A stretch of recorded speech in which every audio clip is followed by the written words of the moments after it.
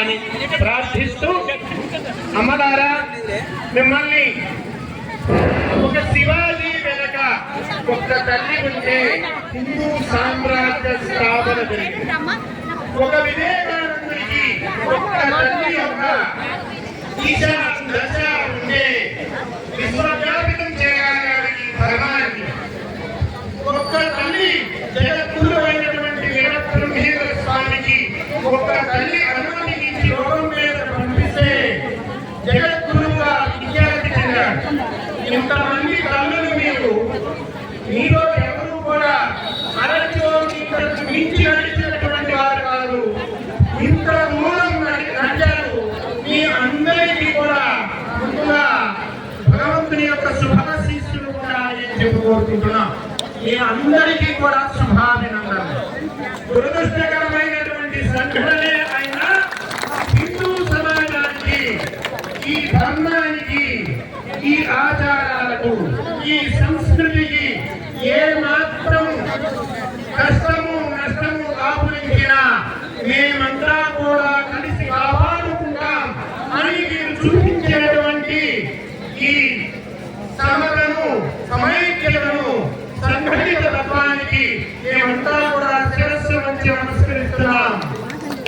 ఆత్మబంధువులైనటువంటి హిందూ ఆత్మబంధువులందరికీ కూడా ఓ చిన్న మనవి ఏమిటి అంటే, మనం చేస్తున్న పోరాటం వ్యక్తుల మీద కాదు, వ్యవస్థల కోసం మనం చేస్తున్న మన ఆరాటం ఈ పోరాట రూపంలో కనపడుతుంది. మనం ఎవరికీ వ్యతిరేకం కాదు. మనలో అన్ని కులాల వారు ఉన్నారు, అన్ని ప్రాంతాల వారు ఉన్నారు. అన్ని మతస్థుల యొక్క సహకారం కూడా ఉంది. ఈ విషయంలో, భగవంతుని విషయంలో ఏ రకమైనటువంటి అపచారం జరగకూడదు అని ప్రతి వాళ్ళు కోరుకుంటూ ఉన్నారు. కాబట్టి ఆత్మబంధువులారా,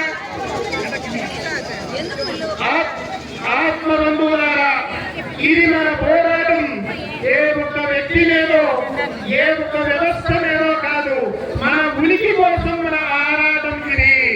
ఈ ధర్మానికి చేటు చేయాలి, ఈ ఆచారాలను అనాచారాలతో వెంటగలపాలి అని ఎవరు ప్రయత్నం చేసినా, ఎవరం ప్రయత్నం చేసినా కూడా హిందూ సమాజం ఉపేక్షించదు. హిందూ సమాజముగా అద్భుతమైనటువంటి ఓటు బ్యాంకుగా కూడా మారుతుంది. అవసరమైతే ఈ ధర్మాన్ని కాపాడుకోవడం కోసం మనం ఎవరికి వ్యతిరేకం కాదు. తప్పు చేసిన వాడు ఎవరైనా సరే ఉపేక్షించేటువంటిది మన ధర్మంలో లేదు. ధర్మం కోసం యుద్ధం జరిగినటువంటి కురుక్షేత్రంలో యుద్ధం చేసింది సోదరుల మీద. ఈ సత్యం మనం గుర్తు పెట్టుకోవాలి.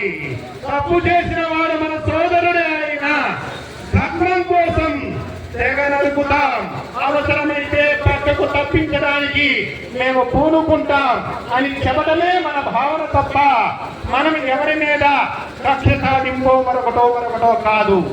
మనం పార్టీలకి అతీతంగా, కులాలకి అతీతంగా ఈ ధర్మాన్ని రక్షించుకోవాలి. ఒక కోతి పిల్ల మీద కుక్కలు దాడి చేస్తే 100 కోతులు కలిసి కుక్కలన్నింటినీ తీసుకుని వెళ్ళి చెట్ల మీదకి తీసుకువెళ్ళి అక్కడ నుండి కిందకు పడవేసి 100లాది కుక్కలను చంపినటువంటి సంఘటన మహారాష్ట్రలో జరిగింది. కోతులకు ఉన్నటువంటి ఐక్యత హిందూ సమాజానికి లేదు అని జనం చెప్పుకుంటూ ఉన్నారు. అది సత్యము కాదు అని ఈ రోజు మీరంతా కూడా నిరూపిస్తూ ఉన్నారు. ఆహారం దొరికితే 100 కాకుల్ని పిలుస్తుంది. హిందువులలో కాకుల్లో ఉన్న ఐక్యత కూడా హిందువులలో లేదు అని అనుకుంటున్నారు. అది సత్యం కాదు అనేటువంటి సత్యాన్ని ఈ రోజు మీరు నిరూపించారు.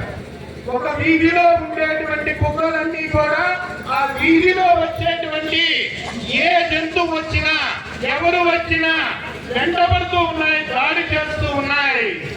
హిందువులలో ఈ ఐక్యత కూడా లేదు అన్నారు.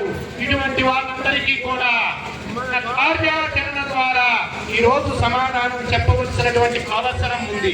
హిందూ శక్తి జాగృతమైతే మన ఎవరి ఉనికి ఉండదు అనేటువంటి సత్యం ఈ రాజకీయ నాయకులకు, ఈ అధికారులకు అర్థమైతే మన ఆచారాల జోలికి రారు, మన సంస్కృతి జోలికి రారు, మన పండుగల మీద వ్యంగ్యంగా మాట్లాడేటువంటి సాహసం చేయరు, మన భగవంతునికి అపచారం చేసేటువంటి సాహసానికి ఒడిగట్టరు. సంఘటితంగా మనం కలిసి నడుద్దాం. మన పిల్లలకి ఈ ధర్మం గురించి చెబుదాం. చిన్న పిల్లలకి ఏమి జరుగుతుందో ఈ రోజు సమాజంలో చిన్న పిల్లలకు కూడా తెలియవలసినటువంటి అవసరం ఉంది. మన కుటుంబ సభ్యులమంతా కలిసి చర్చించుకోవలసినటువంటి అవసరం ఉంది. ప్రపంచమంతా మన సంస్కృతిని, మనం పవిత్ర గ్రంథాలను అధ్యయనం చేస్తున్నాయి. యోగాని, ఆసనాలని వాళ్ళు అడాప్ట్ చేసుకుంటూ ఉన్నారు. మనం మన మూలాల వైపు నడవలసినటువంటి అవసరం ఉంది. మన ఆరోగ్యాన్ని కాపాడుకోవడం కోసం మన ఆచారాలు ఉపయోగపడతాయి. మన ఆచారాలలో ఒక శాస్త్రీయత ఉంది. లడ్డు అనేటువంటిది కేవలం ఒక 50 రూపాయలు పెట్టి కొనుక్కునేటువంటి ఒక వస్తువు కాదు. అది హిందువుల మనోభావన. అది వాళ్ళ మత విశ్వాసానికి, వాళ్ళ ఆత్మవిశ్వాసానికి, భక్తునికి, భగవంతునికి మధ్యలో ఉండేటువంటి అనుబంధం అనేటువంటి సత్యం ఈరోజు సమాజానికి తెలియవలసి ఉంది. మనమంతా కూడా ఈ సమస్య పరిష్కారం అయ్యే వరకు అందరం కూడా సంఘటితంగా పనిచేయాలి. ఎందుకంటే ఇటువంటి సంఘటనలు అనేకం మనం గతంలో చూసాం. పిఠాపురం లాంటి చోట వందలాది దేవాలయాలకు నష్టం కలిగింది. హిందూ సమాజం సంఘటితం కాలేదు. రామతీర్థంలో రాముడి తల తీసేశారు, అయినా హిందూ సమాజం సంఘటితం కాలేదు. అన్య మతాల వారిని సంతుష్టులను చేయడం కోసం చేతి నిండా కంకణాలు కట్టేటువంటి మంత్రి ఏమైంది? ఆంజనేయ స్వామికి చెయ్యిరిగితే ఇంకొక విగ్రహం చేయించుకుంటామన్నాడు. హిందూ సమాజం సంఘటితం కాలేదు. 4 వెండి సింహాలు పోతే ఏమైంది? కొత్తవి కొనుక్కుంటామన్నాం. మనలో సిగ్గు, చీము, నెత్తురు ఉంది అని చెప్పి మనం నిరూపించుకోలేదు. రథం పోతే ఏం పోయింది? 1 కోటి రూపాయలు పెట్టి మరొక రథం కొని పెడతాం అని అన్నాడు. అయినా మనం మానవులం, మనకి ఒక అభిప్రాయం ఉంది, మనకి మనోభావాలు ఉన్నాయి అనేటువంటి విషయం మనం ఎప్పుడు కూడా వ్యక్తం చేయలేదు. దురదృష్టం. మొద్దు నిద్రలో ఉంటే మనమంతా కూడా వారికి బలిపీఠం మీద బలి కావడానికి సిద్ధంగా ఉండాలి. హిందూ సమాజం అలా లేదు. తర్వాత తరాన్ని మనం రక్షించుకోవాలి. ఈ ధర్మాలని, ఈ ఆచారాలని, ఈ సంస్కృతిని, ఈ సంప్రదాయాలని ఎవరైనా సరే, రాజకీయ నాయకులు ఎవరైనా సరే మీ వెంట నడవాలి అంటే మీరు మా ధర్మాన్ని గౌరవించాలి, మా ఆచార వ్యవహారాలని గౌరవించాలి, మా దేవాలయాల మీద మీ పెత్తనం విరమించుకోవాలి, మా దేవాలయాల పవిత్రతను కాపాడాలి. మీరు జెండాలు, అజెండాలు పెట్టుకొని వినాయకుడి మీద కూడా మీరు పార్టీ జెండాలు పెడతాము అంటే మేము ఊరుకోము. అమ్మవారి ఆలయంలో మీరు పార్టీ నినాదాలు చేస్తాము అంటే మేము ఊరుకోము. మీరు మెడలో మీ పార్టీ కండువాలు వేసుకొని దేవాలయాల్లోకి వస్తామంటే మేము ఊరుకోము. మా ధర్మాన్ని మీరు గౌరవిస్తూ ఉన్నంత కాలం, మా మనోభావాలకి మీరు దెబ్బ కలగకుండా మీరు నడుస్తూ ఉన్నంత కాలం మీ వెంట ఉంటాం. మా ధర్మానికి, మా ఉనికికి, మా అభిమానానికి, మా ఆత్మాభిమానానికి కించిత్తు అవమానం జరిగితే మేము ఊరుకోము అనేటువంటి సత్యం తెలియాలి.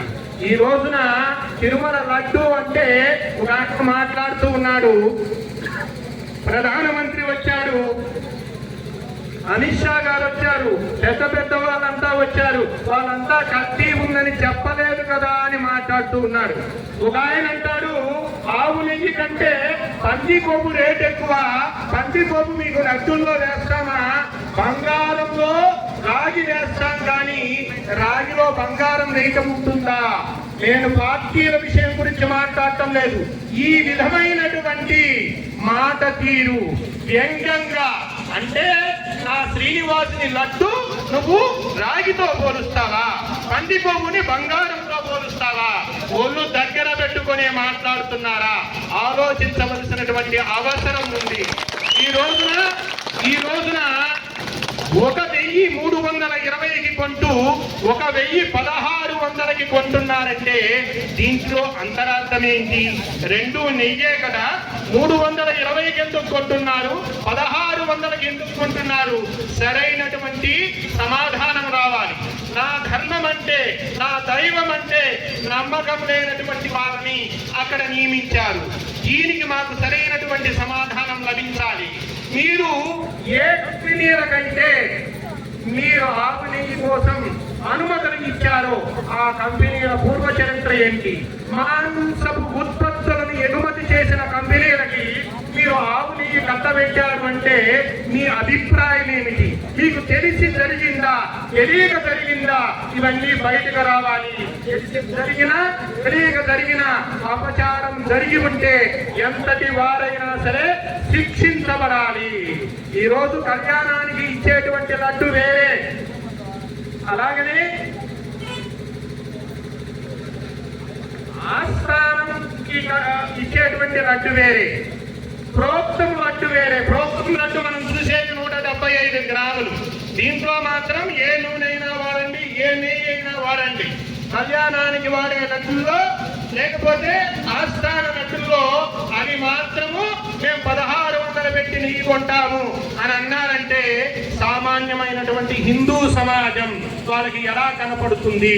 ఇది అర్థం కావాలి. కాబట్టి మనం వ్యక్తుల మీద పోరాటం చేయడం లేదు. మన పోరాటం మన వ్యవస్థని కాపాడుకోవడం కోసం, మన ధర్మాన్ని కాపాడుకోవడం కోసం, మన గౌరవాన్ని కాపాడుకోవడం కోసం, మన ఉనికిని నిలబెట్టుకోవడం కోసం. ఈ సత్యం గుర్తెరిగి హిందూ సమాజం అంతా కూడా సంఘటితంగా పనిచేయాలి. ఓం నమో వెంకటేశాయ. జై శ్రీ